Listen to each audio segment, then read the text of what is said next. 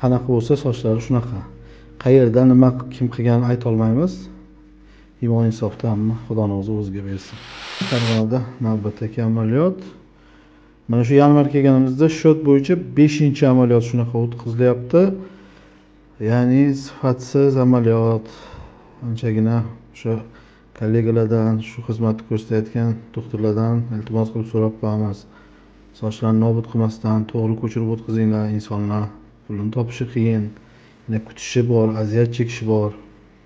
Ukamizga 3000 graft adashmasam 24-yil noyabrda ekilgan.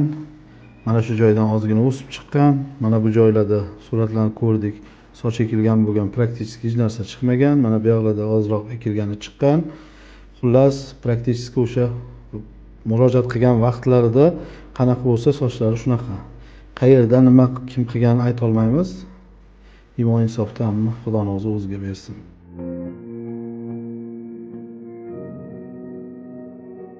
To'rtming graf sochlarni chiroyli qilib olib yopdik. Avvallari soch o'sha birinchi ekkanlarida bor joylarini oralasa yana ekib chiqdik. Umuman yo'q joylarni to'liq qoplab chiqdik. Xudo xolasa akamiz mana shu safar niyatlariga erishdilar. Inshaalloh yaxshi natijani kutib qolamiz.